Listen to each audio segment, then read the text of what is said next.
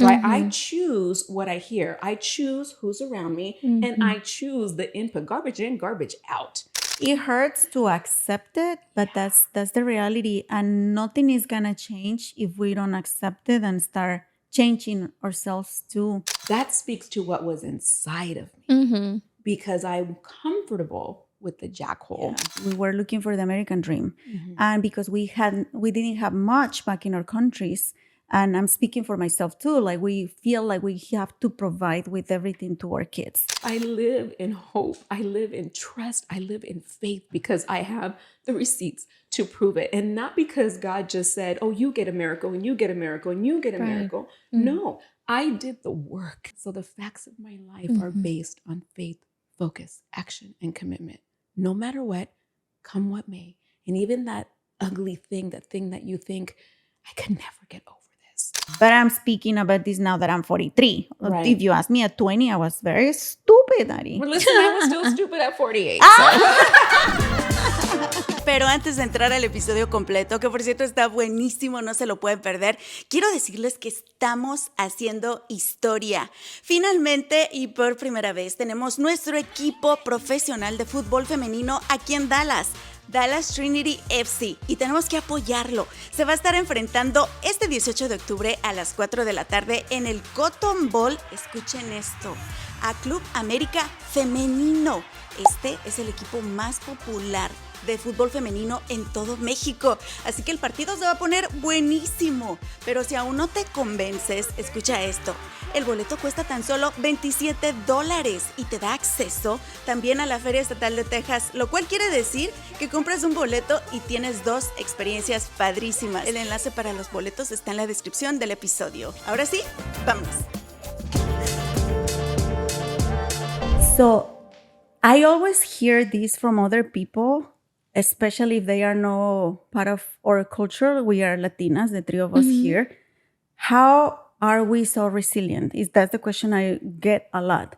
And I was thinking about it, and coming from where I come from, like poverty, domestic violence, like so many things that we encounter, and we are still very positive, very like trying to be a better person. We work so hard, and I think that's something that we need to talk about more often, how resilient we Latinos are.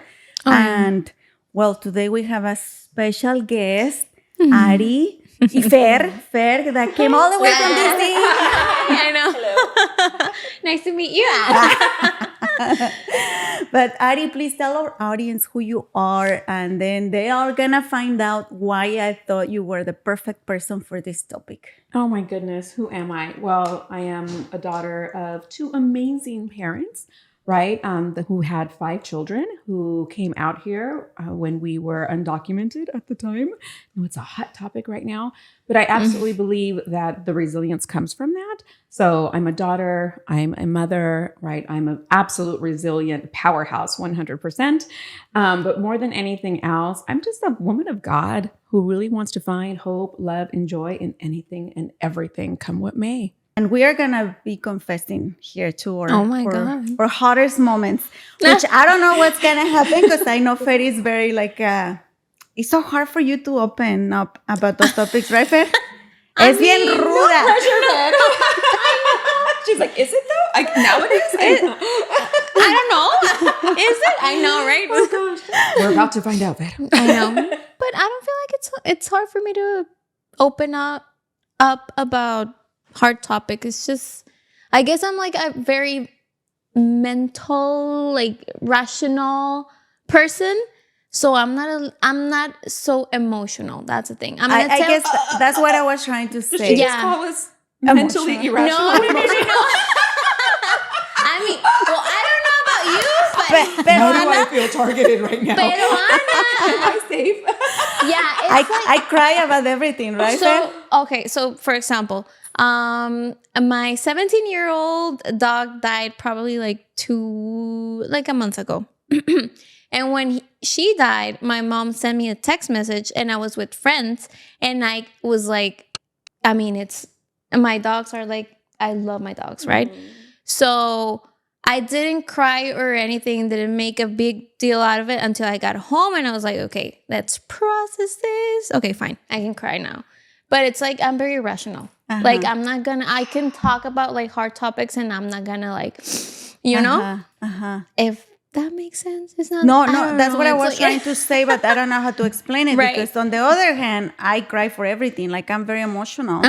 But that's a characteristic. But I know that you are very resilient too. That you have been gone through a lot of things, Fer, but you just express in a different way, right? Yeah. With what you just shared right now, what popped in my head was, oh, you compartmentalize in a very healthy way. So that's not being like, not that anyone else, because I love taking care of other people too. It's like, you're not irrational. Either I'm speaking to you or speaking to me. And I said mental, and I'm like, no, mental is kind of like crazy, now we're falling into right? the whole, like, Oh my listen, God. no one come after us. Yeah, Please? but why would We're the just men having a get conversation mad? among girls. But that's the truth. It's something mental, like Well, it's in our mind. Compartmentalize. Listen, Spanish and English words get mixed up in my head. Yeah. So at this El moment, complemento. esa palabra, and also compartmentalization. That's probably No, that's still too not hard for us. correct. Woo, that was long. Took a lot of brain power. I know. But to that point, it does take a lot of intentional brain power to go, not the moment. I will give my feelings and my emotions a moment, but this is not the appropriate time. And so what I hear is that you have learned how to self-regulate oneself and go, In a way, yeah. this is not okay. I know it's not okay. Not going to fall apart in this moment. I'm going to fall apart in these moments over here. And you don't need to be present for it. And that's okay. Yeah. And I Other think people, that's the right thing to do. Like Y luego vamos yeah, a ver con Ana. But that's being emotional intelligent. Like you learn how to. And we have a psychologist here, and we're gonna talk later with her. But maybe I'm just throwing up stuff. But on the other hand, some people do that, and because I know people, and I have friends who they put like a wall on them because they have gone through so much that they prefer to block feelings, emotions, and no process them Right. because they are afraid of being weak, Right. Yeah. So I think every situation is different, and it's very important for us to accept like what's exactly going on with us and ask for help. But yeah, I never seen Fer crying. Like Fer is like, whatever, like me la pelan. Y yo por el otro lado, y yo,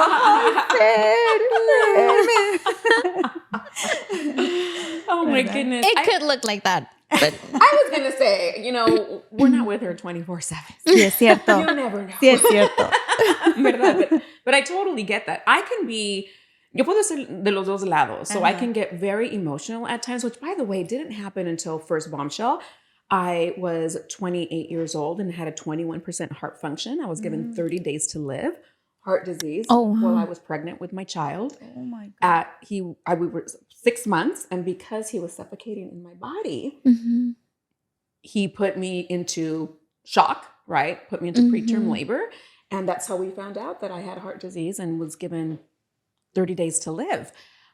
After that happened, my heart became so soft. And I know that there have been studies about this when you have something that happens to the heart. And I had a couple of heart ablations after that. I flatlined after that. And I know I'm saying this like, what is she saying? Why is she saying it so calm? Oh, sweetheart, because there was like 20 other things that have happened since then. So eso era el principio de las cosas, ¿verdad, médicas? That was the beginning of all the medical stuff. However, I've gotten really soft-hearted. Antes de eso, before that, but I was just like you. Meaning, I'm not phased. And also sometimes even people saw me a little bit like without emotion or a little too hard or like, don't cross her because she like, goodbye. ¿Verdad? Pero después de todo lo que pasó con mi corazón, like after everything happened with my heart, all of a sudden, it's this softness. I can watch a Hallmark movie and be like, oh yeah. Like, Movies will make me cry. Yeah. there you go. Movies, Yeah. Watch it Yeah. with her. Yeah. So I know, right? I need to take a video of that. Yeah, but take us back to those moments because I think it's important to share. Where do we get that strength from when we go through really difficult situations?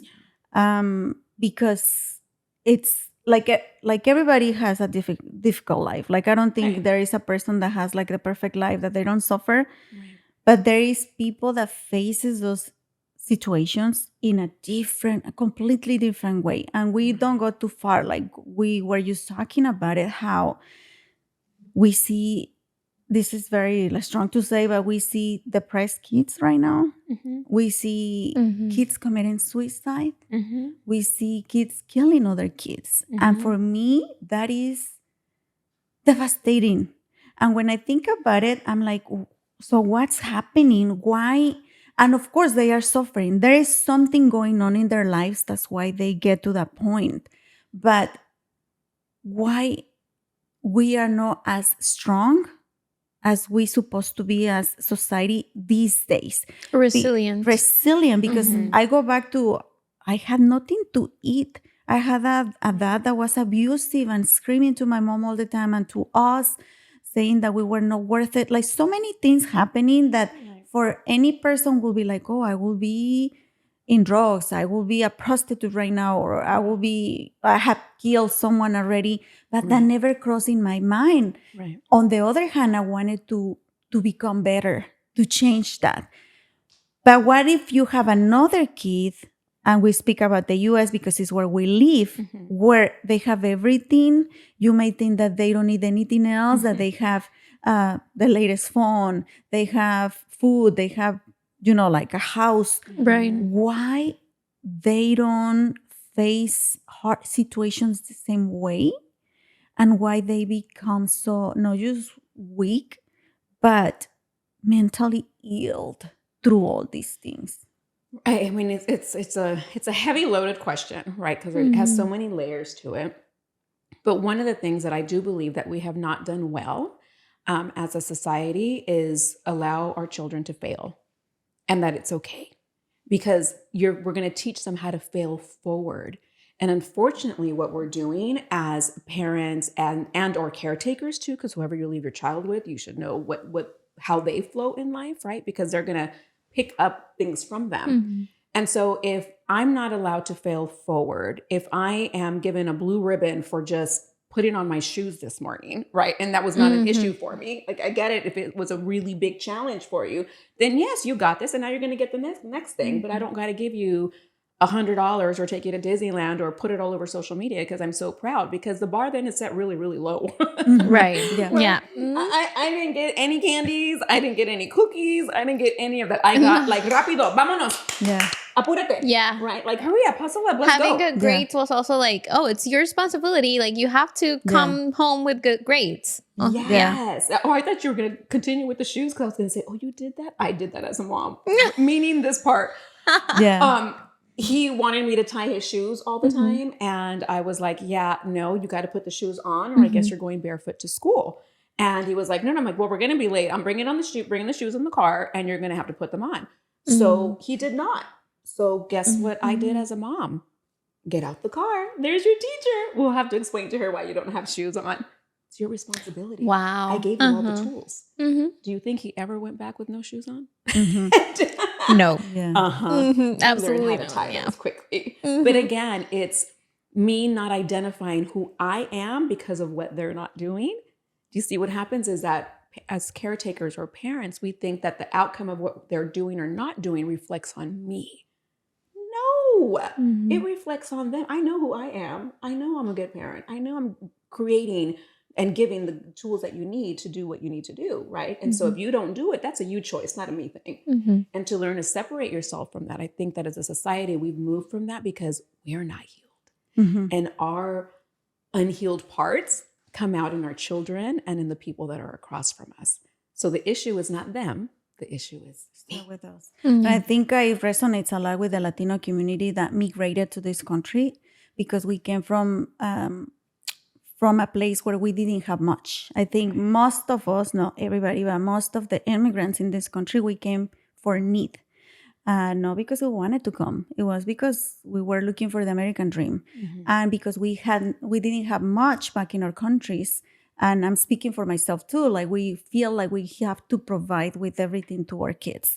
And then we are part of this problem, like making them weaker and not knowing how to suffer, you know? Right. And suffering is part of life. Yes. And you're going to face so many hard moments. And that's why, and I keep saying these words, but they keep like committing suicide or going, you know, like doing like these bad decisions because they don't know how to encounter difficult situations. Right. And it's a cry for help, right? It's not, I don't want to die. And I come from a space of, I attempted suicide at 15 years old. I wanted to, as they say, unalive myself. I didn't want to go. I actually really did enjoy life. I just didn't enjoy some parts of my life that were extremely painful. And I didn't know how to make the pain stop. And what a surprise, what a shock. I don't have my frontal lobe yet. So who's going to help me? Who's at home? Who's teaching me these things? Are we talking about that at school? Do kids even know they don't have a frontal lobe? Like, can we teach them with truth and grace? Like, you're making really lame choices right now. However, I get it because you don't have a frontal lobe. But let's look at, do you know what I'm saying? Like, can we normalize speaking about you don't have a frontal lobe? And of course, you're making these like jackhole decisions, right? But at 15, what was happening in my home? I was getting completely physically abused, right?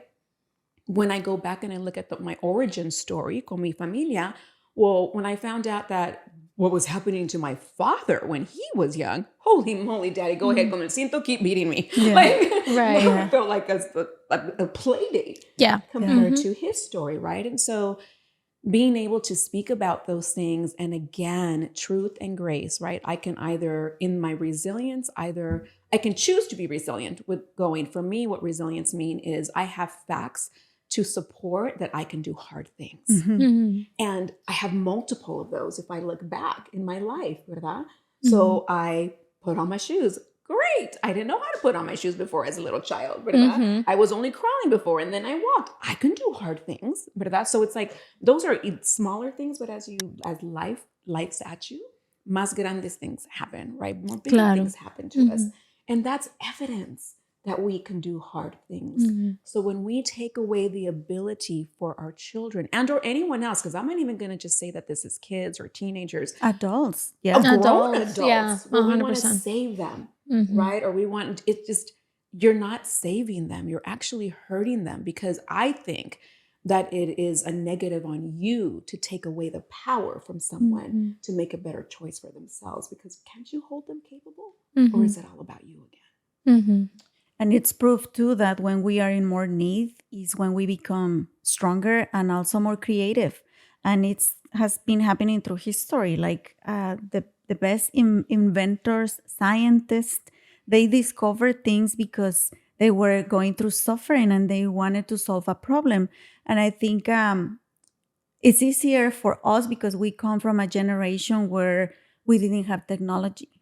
And now with technology, we are not allowing our kids to think for themselves. Oh, yeah. And it's not their fault. It's where they happen to be born, you know? But also it's our responsibility as adults to help them to understand that they need to have quiet time. They need to disconnect and they need to get bored. Because also that's the phrase I always hear, especially from my teenager, oh, I'm bored.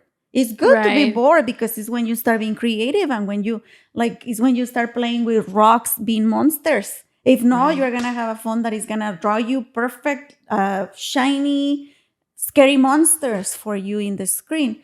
But I think also it has to do with us as adults not wanting to work, right? Not wanting to work on our roles as caregivers or mom, dad, or friends.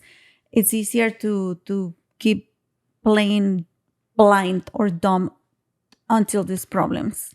And I loved all the things that you're bringing up, because it really then puts, again, the responsibility on, well, what are they watching you do? So you want them to get off the phone. You want them to entertain themselves or be curious in any other way. But what are you doing? Are you showing that? Right. Are you sitting down reading the book at night instead of turning on the novela and you know, and then chisme on the phone all day long? Like, or TikTok. Or TikTok. Oh gosh, the TikTok scroll. Yeah. Yeah. Like, what are you showing them? Because if I can show a life of excitement, of adventure, of curiosity, wouldn't they want to go, hey, how do you do that? I want a part of that. Wait, where are you going? I want to go with you, right? But if all they see is me también, Like zombies. correct. So what are you normalizing in your home? ¿Verdad? And then it's an opportunity to get creative with our children también. So my kids, when they would say, I'm bored, I would literally say, oh my gosh, that's amazing.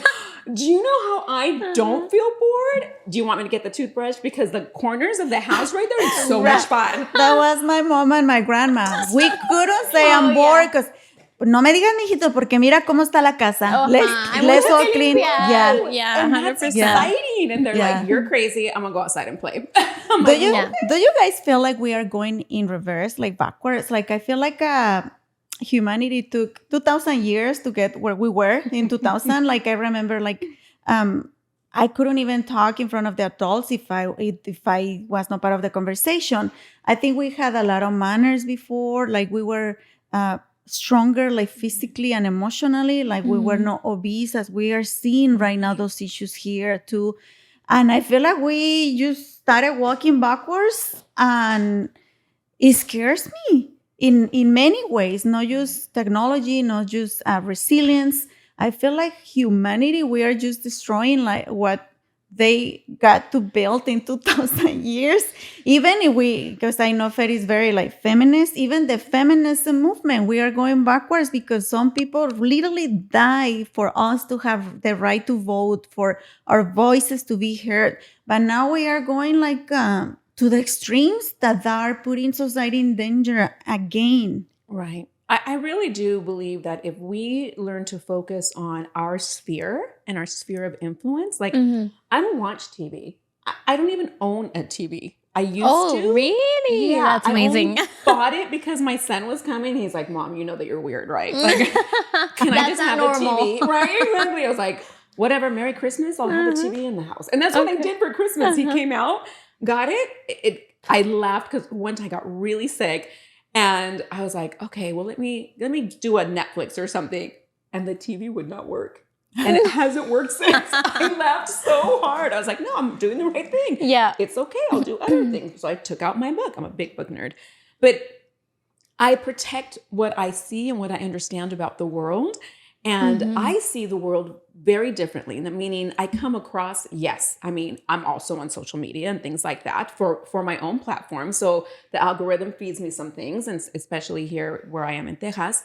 And I see some devastation. I see some, the things that we're all seeing, but I am not living that out. And here's the thing about our minds is that our minds don't know what's true or what's not true. And so if I feed my mind a bunch of what the world is being fed, then I have created that to be my world. But since I get to decide the input and the output, the input that I decide is amazing. So I'm always about resilience, personal development, joy, love, faith, and hope. And so my world, my sphere, lives in that. So it may sound to some people like, esa está loca, siempre está contenta. I'm like, she's so crazy. Why is she so happy? Do you know what she's been through? Yes. Yeah. But I've grown through it. But it's a personal choice, right? I choose what I hear. I choose who's around me, and I choose the input, garbage in, garbage out.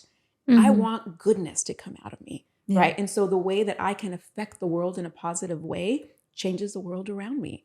So I believe, again, I go back to, it starts with you. Yeah, that is true. It's you. But not because I can sit, if I say, I'm going to go to a relationship part, I have a lot of, we all have a lot of friends and women who will say, who are single, and they'll go, oh my gosh, there's nothing but a bunch of jerks out there. Oh, yeah. That's like all of our friends. Okay, so now it's going to get a little messy right now. Dinos, Ari, dinos. Yes, el chisme. Porque esa es la cosa. Why there are 8 billion people in the world. Why are you only finding the jackholes? Lizzie. Yes. Yeah. It's a thing. But why? Yeah. What? Because they cannot be who they are unless you be who you are. Tómala. Oye. Es que es verdad. No, es la verdad. Es la verdad, Ari. Yeah. I have to play a certain character for them to find me. Oh, yeah. Period. But I would used to say, well, I do say this now over and over. So I started my career on the streets of East Los Angeles in California with also the homeless, Compton, working with all my beautiful gangsters. I love them. Y'all taught me so much. Thank you for keeping me safe and not killing me. That's where you got your resilience from. Right? How do you walk in such confidence? I said, listen, my first stage came with like guns, knives. They were like, okay, you're cute. You get 1 extra second. Give me the value or you're done. Yeah. Like, you better show up with value or adios. So Claro. I remember like, all of that. However, so what I would say in my talks with them, I said, before I started working on myself, I can go into a room of, let's just say 100 men, ¿verdad? As a single woman, 100 men. 99 are fabulous, amazing. They're doing well, educated, whatever you think education is for you, or successful, whatever success you define it as. And there's one jackhole. ¿Con quién me salgo? El jackhole. Absolutely. Exactly. And I'm excited about leaving with them. But that's because where we came from. Yes. That speaks to what was inside of me. Because I'm comfortable with the jackhole. Because at home, I'm being beaten left and right. I'm taught that love hurts. So my energy is attracting his energy. Because his love was about to hurt me. Because they're like mirrors of ourselves. Yeah. You find who you are. Exactly. And it hurts to accept it, but that's the reality. And nothing is going to change if we don't accept it and start changing ourselves too. Yes. Tell us about those days in LA. I want to know more. Yes. You know what? Everywhere. I was always the vatos locos forever. No, let me tell you, I was always very intrigued by the culture, the Latino culture in LA. Like I grew up watching the movies. I bet you know the movie Blood In, Blood Out. Of course. Sangre por Crucito, sangre. Sangre por Sangre. So I grew up watching those movies, and I was in a little town in Mexico where there were no cholos or That anything. movie is super popular But in that's- Mexico. Oh, is it really? Extremely popular in Yes, Mexico. Yeah. super popular in Mexico. But you are so right. Like my first marriage was very similar to my father, and I hated all those characteristics from my father. And I promised myself not to do the same mistakes than my mom. And guess what? I repeated exactly the same. And I dated those type of people because it's where I felt safe. Yes. And my current husband that Fer knows, it's amazing. And it's completely different. And you know what? We started dating, and the first dinner he cooked for me, I run away. Oh, I know Because that story. I told you the story. Because I was like, this is too good to be true. And you know what I thought, Ari? I don't deserve this. That's the part. I don't deserve this. And I got scared. I felt like I was not going to be able to make the man happy because I didn't know how. Yeah. And I thought I didn't deserve that. And I was like, this is like, I'm used to men like being mean to me Yes. and being the bad boys. Yeah. And you know what? That's cool. That's fun when you're a teenager. And it's never fun to be abused, right? Right. Oh, no. But come Absolutely on, not. when you are a mother, I was a single mother already. Like I understood that I needed to change in order to have a different life. Yeah. But I'm speaking about this now that I'm 43. Right. If you ask me at 20, I was very stupid, Ari. Well, listen, I was still stupid at 48. Tell us about the I street. get you. And I have the 2 ex-husbands to prove it. Let's not Two, talk, not one. let, Receipts. let's not talk about the ex-husbands because I can get very nasty too. You know, Ari, tell they us about taught the me a lot. streets. Oh, you know what I love the most about them? What I love the most about them was how they taught me how to be so creative in life.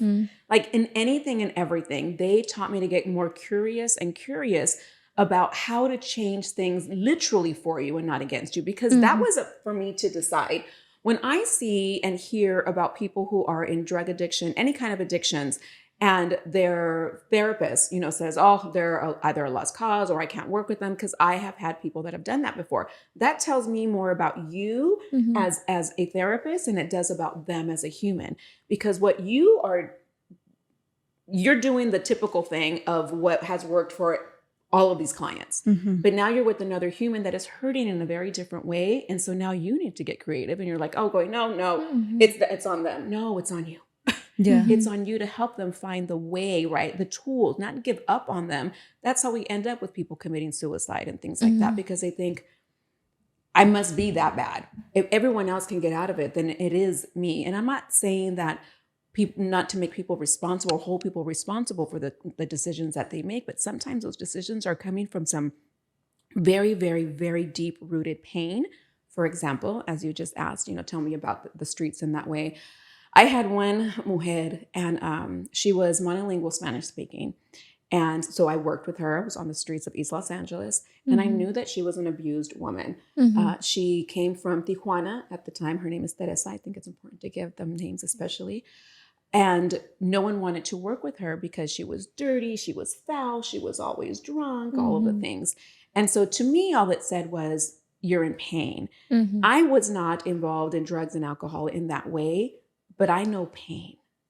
And the pain that I saw exude, and I felt it like it was palatable to me. So I was drawn to her to work with her. So I continued, working with her until ultimately got to the point where she got very, very ill, ended up taking her to the hospital. And she ended up dying there. And they called me because my name was on her toe tag. Oh. She had no one else there. And the one thing, and I still, if anyone's out there, you never know. If Teresa's daughter is out there, I have your mother's death certificate. Oh, wow. No one ever found out. No one in her family ever came. I ended up burying her with the help of the county. And all the other street outreach workers came out. But before she went, there were so many people who tried to work with her, right? But when I say the try, it was do it their way or the highway. And what they didn't understand was that Teresa had been physically abused sexually by every single tío in her family. She was tossed around like a rag doll. And so the alcohol that she was using was to mask the pain of 30 plus men who violated her day in and day out. Until she fled from Tijuana at 14 years old. Oh, when you met her, she was 14? No, when I met her, she was already in her late 30s. She looked like she was about 60. But she lived that Wow. She lived on before the her streets. teenagers. She lived in prostitution. She lived in what we called it sex working then. But it was that pain that was within her, ¿verdad? So I may have not have gone through all the experiences, but pain knows pain. And she was just human to me, ¿verdad? So how do I creatively love her and see her outside of the way that she's dealing in her pain? That's what makes a human-to-human connection, ¿verdad? Now, Ari, were you that compassionate to yourself when you were going through hard moments? I don't think, the answer would be no, but I don't think I knew it at the time. I can see that now, right? Because if I had been as compassionate, I think it would have then, and I know it would have motivated me to get the help that I needed quicker. Because even though I had come from an abusive family and then found myself in an abusive marriage, not once, but twice, I would have been able to see what is wrong. It's not them, it's me, right? And that's a really tough place, because when you say that, then it's like, I got to do something about this. Yeah. And that's when the work begins, right? And so it's living in a world of victimization doesn't help anybody. Yeah. Exactly. Right? It didn't help my cholitos on the street, which is what I helped them to see. I couldn't see them, but I saw me. Or I couldn't see me, but I saw them. Sorry, wrong way. Yeah. There you go. A la reversa. Al revés. And I was then still able to uplift and go, and I still see the beauty in you. And look at the way that you're tirándole allá with pistolas and you're shooting people up over there, and over what? Okay, what is it that you want, right? Oh, well, you want money. Got it. And why do you want the money? See, the thing is that when you go deeper and deeper in the layers, the reason they wanted the money was to help feed their little brother and sister. Yeah, exactly.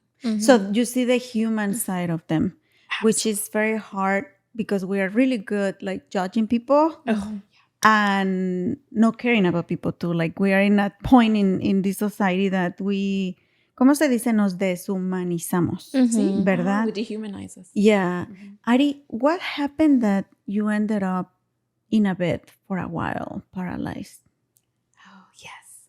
So I had a brain tumor that was found while I was married to my doctor husband at the time. How And old I were you? chuckle. This was just it's going to be almost 7 years ago. Oh, wow. So I'm 53 today. Y Not today, but guapísima. not 53.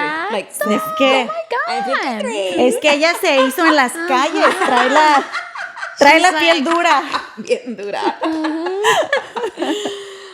Yeah, and by the way, this was actually the person that quote unquote me salvó back when I was 28 with the heart disease. Okay. You fell in love with the doctor? Yeah. With the Yes. dog? Of course. Oh, wow. But let me just say, I know it would have been very romantic if It we were sounds still married. romantic. It would have been a great libro. Ahora va a ser Yeah. otro libro. De otra persona. Well, for the positive, but the book on the resilience and coming into your becomingness of self-awareness and change and transformation, that came from the opportunity that I was given from the two men that failed to be the men that they needed to be, right, to rise with such a huge Latina like me. Period. Yeah. But it is an opportunity, Yeah. right? And so I found that same resilience from so many years and so many things that I had gone through and grown through. And that was the biggest thing, was growing through them and not looking at myself going, okay, that's it. I'm done. No more. Like, this is enough. This is crazy. Before the tumor in my head, I had multiple tumors all over my body over and over and over again. By age, I think it was 42, I had already had a full hysterectomy from multiple tumors that I had. Yes. And I had been fighting all of these things from endometriosis. Esas palabras. Endometriosis. What she said. Back in like my teenage years, right? But it took them almost 10 years to diagnose me. So goodness gracious, the pain that I went through. And then I had my first son, and then my second, that was a miracle. I went to the doctor and I was like, I think I'm really sick. He's like, you don't have the flu, you have a child. I was like, Espérame. I was not ready for that. You said I couldn't get pregnant. Clearly, it's called medical practice for a reason. La práctica me falló. However, here now I find myself, yes, with this, the husband that I did marry, and he left me during that time. So I had a brain tumor. They said I had to go in, get a 3-inch incision, not a big deal. And this was in the middle of, now I'm getting divorced. And I go in to get the MRI. They said to just check you out before they go back in there. Blah, blah. And they said, we don't know how this happened, but your tumor grew in a year span. So I had other tumors that had grown once they found out about that tumor. And so we had to take care of those tumors first before we can take care of the one in my head. And so I said, what does that mean? And they said, that means it's a full craniotomy extraction. Oh, wow. You see this hair? Yeah. All I said was, what does that mean? Uh-huh. And he says, what do you mean? I said, what does that mean? He says, it's a cut from ear to ear. And we pull down your face and we go in, we saw the skull, open it up, go in for the tumor, bolt it back with titanium bolts, pick up your face back up, and staple it. Yeah. What about my hair? I don't care about the face. I don't But care. the hair. But when I tell you, I think it's when you're going through such crazy things, like You don't process, right? Like, all I can think, and I will say this, I know that folks can say when you're in the most, challenging medical times, the last thing you're thinking about is yourself or your vainness or something aesthetic. I will tell you that for me, it was the first thing, because everything was already stripped away from me. Like, I lost everything. Like, the man that I adored and that I loved and that I believed in, regardless if he was part of the unhealthiness in my life, my love was absolutely true to it. And that love was gone. And now you're telling me you're going to take away the one thing that I'd had like all my life. That you like of yourself. It just for me, what it reminded me of, right? So I went into panic, and I was so panicked that they had to inject me some Injectaron, and I was out. And so when I woke up in excruciating pain, the Majinas, all I saw, I'm laid out. I open my eyes and all I can feel is throbbing. Oh, 57 staples of oof. throbbing. Like, I imagine that the crown of thorns of Jesus Christ, I'm not calling myself Jesus. All I'm saying is that is the one time I absolutely related myself so closely to the pain that was in there. And it was all consuming that I just said, pray, pray. I didn't know I was paralyzed yet. I just knew I am hurting right now. And these beautiful nurses, who I will never forget, started praying the Our Father with me. And the next thing I know, lights out, gone. Y cuando despierto, when I wake up, I woke up paralyzed. My entire left side gone. Oh, wow. And they shipped me off to be in a wheelchair for the rest of my life. I'm not in a wheelchair. No, and she Look at those dances. heels. Look Like, at oh her. my God. Fer y yo así como que, oh, should I wear my Claro, tennis los shoes or my tenis. sandals? No, when I saw Yeah. Ari, I was like, it will be embarrassing if I don't wear heels. Porque no me dijiste. Josefe. Y yo aquí con tenis.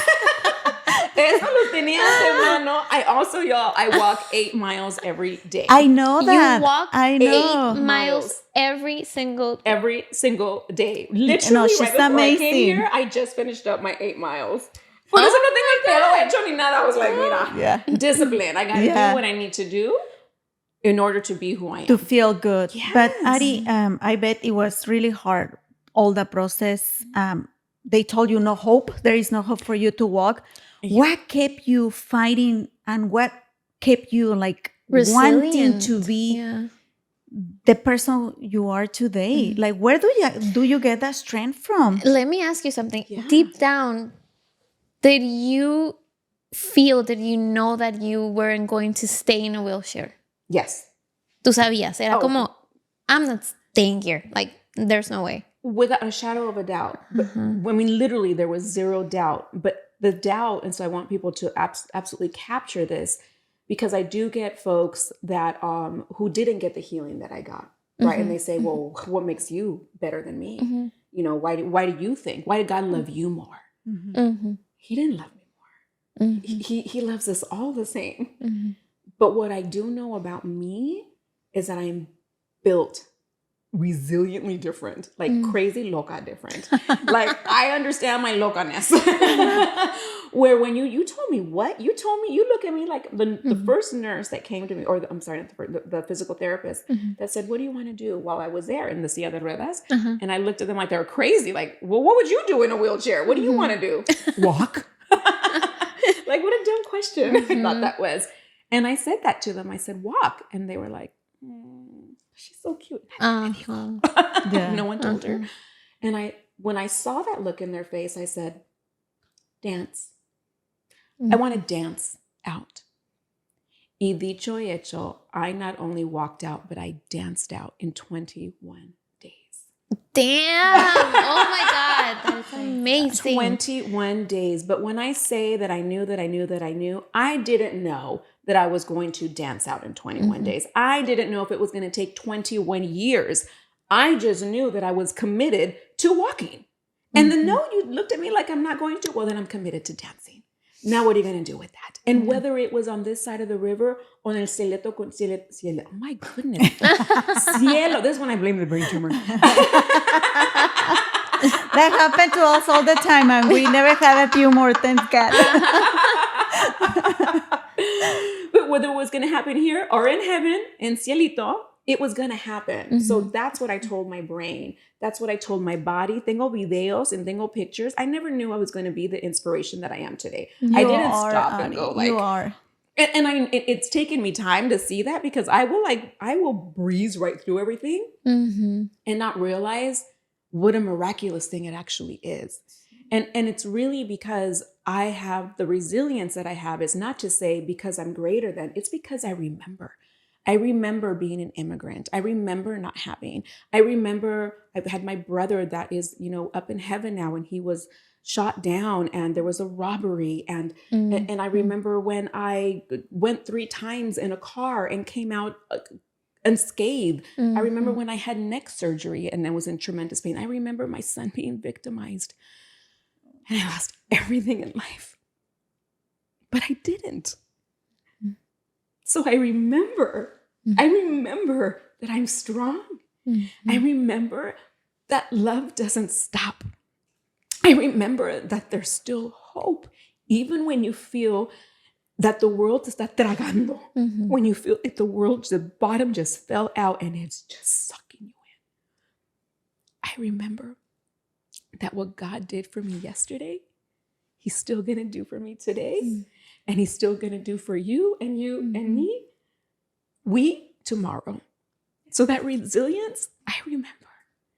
And so I live in hope. I live in trust. I live in faith because I have the receipts to prove it. And not because God just said, oh, you get a miracle and you get a miracle and you get a miracle. No, I did the work. Faith without works is dead. If I just laid on that bed and said, Dios mío, just heal me, just heal me, just heal me. God is like, I want to heal you. What are you doing? What are you doing? What are you doing in your mind? What are you doing in your mouth? What are you doing in your spirit? But that's so what I speak about is faith, focus, action, and commitment. And if you put those words together, it's the facts of your life. So the facts of my life are based on faith, focus, action, and commitment. No matter what, come what may. And even that ugly thing, that thing that you think, I can never get over. I'm not asking you to get over it.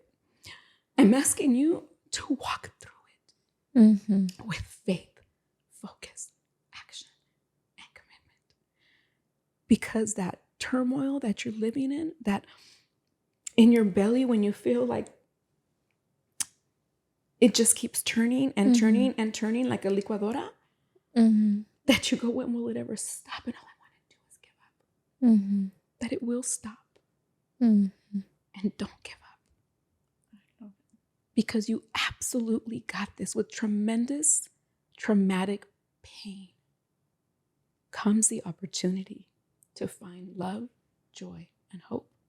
And my gift, I hope, to the world is to bestow bestow on you to not give up that opportunity. Period. I love it, Ari. And that's I think beautiful. there is a lot of people suffering out there. And you don't measure suffer on what happened to you, but like you say at the start of this conversation, on how you face those things. We are not here to minimize the pain of anyone, because it can be a completely different situation, but they may be suffering. And I hope this episode resonates with you. You gotta come back, Ari. You have to come back. Please. Yes. You have to be part of this every day. We want you here. We want Ari in all the episodes. Oh yeah, I've been like all the episodes. I've been like, I know Fer didn't say much, but just like just see that.